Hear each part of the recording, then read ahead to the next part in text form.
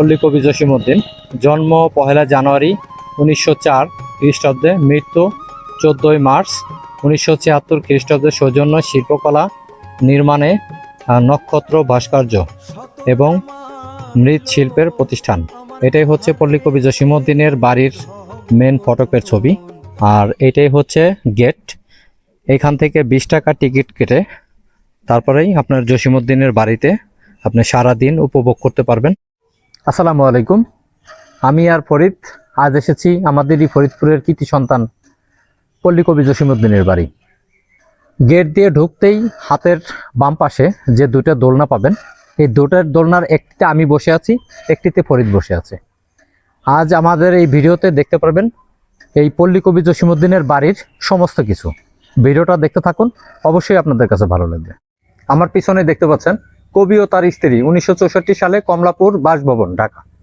এই ছবিটা এই গেটে ঢোকার পরে সোজাসুজি এই গেট ছবিটা লাগানো আছে। এখানে আছে কবির মেজ ছেলে ডক্টর জামাল আনোয়ার ও তার মেয়ে মধুমালা জসিমউদ্দিন, সাল 2013। এখানে যদি আমি আপনাদেরকে দেখাই, নকশিকাঁথার মাঠ, 1900 সালের ফরিদপুর দুর্জনীয় নকশিকাঁথা। এই পাশে বেশ কিছু বৃক্ষ গাছ আছে, এখানে দেখতে পাচ্ছেন বেশ মোটা সোটা গাছগুলা। আর এই পাশে যদি আমি আপনাদেরকে একটু দেখাই ভেতর থেকে, যদিও এটা উঠা নিষেধ, এই যে এইখানে দেখতে পাচ্ছেন, এখানে কবি সহ তার পরিবারের বেশ কিছু সদস্যর কবর। এটাই হচ্ছে কবি জসিমউদ্দিনের কবরস্থান। আসসালামু আলাইকুম। আমরা এখন দাঁড়িয়ে আছি কবি জসিমউদ্দিনের পিতা আনসারউদ্দিন স্মৃতিঘরে। কবির বাবার ব্যবহৃত বিভিন্ন আসবাবপত্র সবকিছু আমরা এখন ভিতরে যাই দেখ। বাবার ব্যবহৃত, কবির ব্যবহৃত বিভিন্ন কলের গানে রেকর্ড করা কবিতা এবং গান, কবির লেখা, নিজের লেখা, বিভিন্ন মাটি তৈরি আসবাবপত্র, ওই তারপরে আগের যুগের সেই পুতুল, শাড়ি পরানো পুতুল রয়েছে, বাঙালি হাসির গল্প জার্মান অনুবাদ করা, কবির বাবা এবং মায়ের ব্যবহৃত কিছু কাপড়, কবির স্ত্রীর শাড়ি এবং নকশি কাঁথা তৈরি করা, নকশি কাঁথা যে কাঁথাটা কবির সেরা ঐতিহ্য যেটা, সেটা একটা নকশি কাঁথা আমরা দেখতে পাচ্ছি। এর পাশে আমরা দেখতে পাচ্ছি যে আগের যুগে যে কলের গানের রেকর্ড করা কবির কিছু গান, কবিতা, সেগুলো এখনো রেকর্ড করা রয়েছে। যদিও এখন এটা স্মৃতি হিসেবে রয়েছে, এখন আর এটা আমাদের মাঝে নেই, ঐতিহ্যটা নেই। এখন আধুনিক যুগে ফেসবুক, ইউটিউবে আমরা সবই পেয়ে যাব, কিন্তু আগের যে কলের গানে রেকর্ড করা ছিল, এটা স্মৃতি হিসেবে এখনো রয়ে গেছে।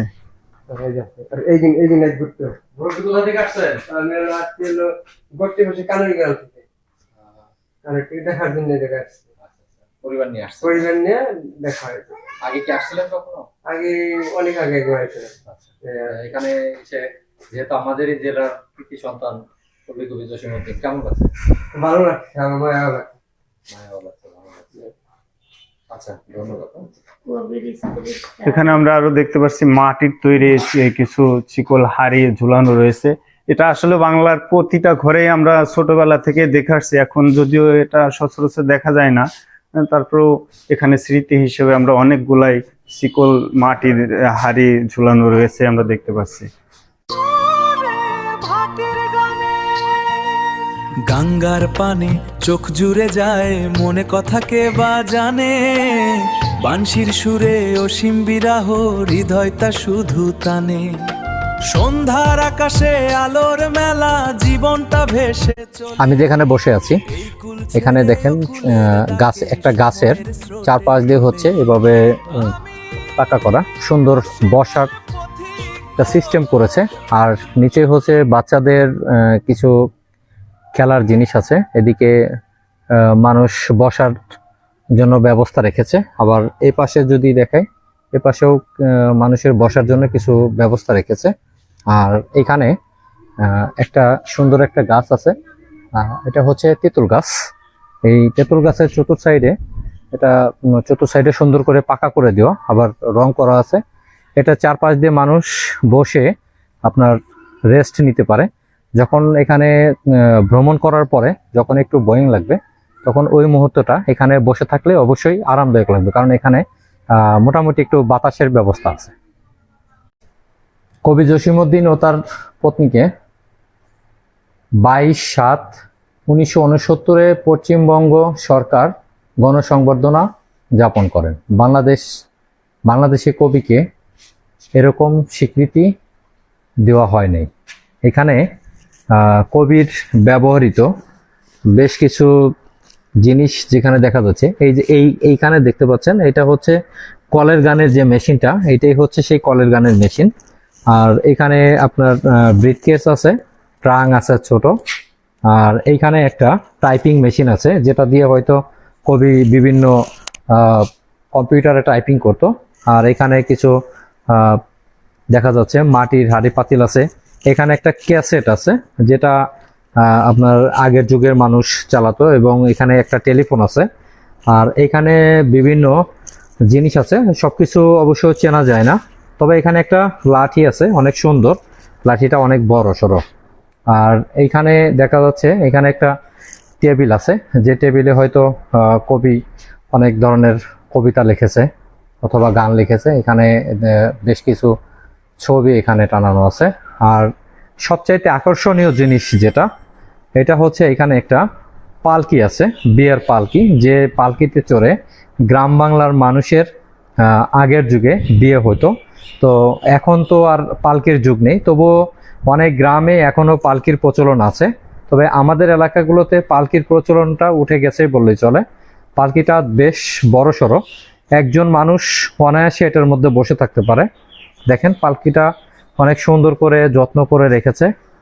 এক পাশে লাঠিটা অনেক বড় আছে, আর এক পাশে লাঠি নেই। এছাড়াও এখানে দেখতে পাচ্ছেন মাটির তৈরি বিভিন্ন হাঁড়ি পাতিল এখানে সংরক্ষণ করা আছে। আসলে পল্লী কবির বাড়ি বলে কথা, যেখানে যার নামের পাশে উপাধি দেওয়া হয়েছে পল্লী কবি জসিমউদ্দিন, তার বাড়িতে গ্রামের দৃশ্য থাকবে না এটা তো হবে না। যদিও এটা শহরের মধ্যে, ফরিদপুর শহরের মধ্যে হলেও এই পল্লী কবি জসিমউদ্দিনের বাড়িতে গ্রামীণ সমস্ত কিছু এখানে আপনার দেখতে পাবেন।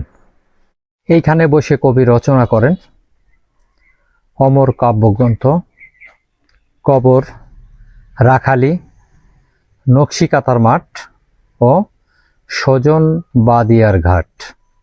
এখানে বেশ কিছু স্মৃতি রয়েছে। এখানে হাট হইতে যেদিন বাজান ইলিশ মাছ কিনিয়া আনিতেন, সেই দিন আমাদের বাড়িতে আনন্দের উৎসব পড়িয়া যাইত। কবি জসিমউদ্দিন আসলে এই জায়গাটা, এটা হচ্ছে তার নিজস্ব বাসভবন। এখানে দেখতে পাচ্ছেন কবির নাতনি মধুমালা জসিমউদ্দিন। এখানে কবি জসিমউদ্দিন 1968 সালের একটা ছবি দেখতে পাচ্ছেন। আর এখানে বিভিন্ন স্মৃতি বিজড়িত জিনিস এখানে রয়েছে। পল্লী কবি জসিমউদ্দিন 1969 সালে এইখানে বসে কবি রচনা করেন অমর কাব্যগ্রন্থ, কবর, রাখালি, নকশিকাঁথার মাঠ ও সজন বাদিয়ার ঘাট। এখানে দেখতে পাচ্ছেন কবির বিভিন্ন স্মৃতি এখানে বিজড়িত আছে।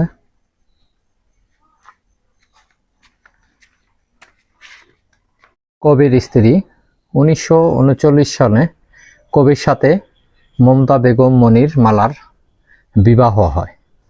বাসর রাতে এই স্থান দিয়ে চোর ঢুকে কবির স্ত্রীর সকল গহনা চুরি করে নিয়ে যায়। আসলে এটাই হচ্ছে কবির সেই বাসর ঘর, আর যেখানে এমন স্মৃতি জড়িয়ে আছে। আসলে যেটা আমার জানা ছিল না, যেখানে দেখতে পাচ্ছেন নিচে লেখা আছে কবির ঘর। এইখানে দেখেন বিভিন্ন জিনিস এখানে চিকল দিয়ে ঝুলিয়ে রাখা আছে। এখানে কবির অনেকগুলো ছবি আছে। আর সবচেয়ে বড় জিনিসটা হচ্ছে এটা বড় একটা, এটাকে কি বলে জানো? আচ্ছা, মাটির মঠ। এটার মধ্যে হয়তো পানি রেখে ঠান্ডা করে খাওয়া হতো বা এরকম কিছু হতে পারে। যদিও আগের যুগে এতটা ইয়া ছিল না। এখানে বেশ কিছু ফুলের টপ লাগানো আছে, এগুলো সাম্প্রতিক সময়ের যদিও লাগানো সৌন্দর্য বাড়ানোর জন্য। এখানে দেখতে পাচ্ছেন বেশ কিছু টপ দেওয়া আছে, বিভিন্ন ধরনের ফুলের গাছ আছে। আসলে এগুলা সাম্প্রতিক সময়ে এগুলাকে সৌন্দর্য বাড়ানোর জন্য, যাতে দর্শনার্থী এসে তাদের ভালো লাগে, যে কারণে বাড়তি সুবিধাগুলো করে দেওয়া হয়েছে জনগণের। পল্লী কবির বাড়ির উত্তর পাশেই বিশাল একটা বটগাছ, তার নিচেই পল্লী কবি জসিমউদ্দিন মেলার মাঠ। কুমার নদীর কোল ঘেঁষেই গড়ে উঠেছে এই মেলার মাঠ, যেখানে প্রতি বছরের জানুয়ারি মাসের শুরুতেই এই 15 দিন বা মাসব্যাপী এখানে মেলা অনুষ্ঠিত হয়। এছাড়াও প্রতিদিন এবং সপ্তাহে শুক্রবার শনিবার হলে বিকালবেলা প্রতিদিনই এখানে প্রচুর পরিমাণে দর্শনার্থী ভিড় করে। মধুমালা গ্যালারি। প্রিয় ভিউয়ার্স, জসিমউদ্দিন বাড়ির ভিডিওটা কেমন লাগলো অবশ্যই কমেন্ট করে জানাবেন। যারা আমাদের ফরিদপুর জেলার পল্লী কবি জসিমউদ্দিনের বাড়িতে বেড়াতে আসেননি, আপনাদের প্রতি আমন্ত্রণ রইল, আপনারা অবশ্যই পল্লী কবি জসিমউদ্দিনের বাড়িতে আসবেন। পল্লী কবি জসিমউদ্দিনের বাড়ির পূর্ব পাশেই পল্লী কবি জসিমউদ্দিনের জাদুঘর আছে, সেখানেও আপনারা উপভোগ করতে পারবেন। দেখার মতো অনেক কিছু আছে, এই বাড়িতেও ঘুরে ঘুরে দেখতে পারবেন, অনেক কিছু আছে যেটা আপনি হয়তো জীবনেও দেখেননি। তবে এই পল্লী কবির বাড়িতে আসলে অবশ্যই আপনার কাছে ভালো লাগবে। পল্লী কবির বাড়ি দেখতেও যেমন সুন্দর, শহরের মধ্যে হলেও আমাদের যেহেতু নাম ধারণ করেছে পল্লী কবি, ওই হিসাবে এই পুরা বাড়িটা গ্রামের আদলেই সাজানো হয়েছে। দেখতে অসাধারণ। পল্লী কবির সমস্ত স্মৃতি বিজড়িত এই বাড়িটি দেখতেও অনেক সুন্দর। আপনারা আসলে আপনাদের কাছে ভালো লাগবে। মাত্র 20 টাকার বিনিময়ে আপনি সারা দিন ঘুরে বেড়াতে পারবেন এই পল্লী কবি জসিমউদ্দিনের বাড়ি। ফরিদ, তোর কাছে কেমন লাগছে এই বাড়িটি?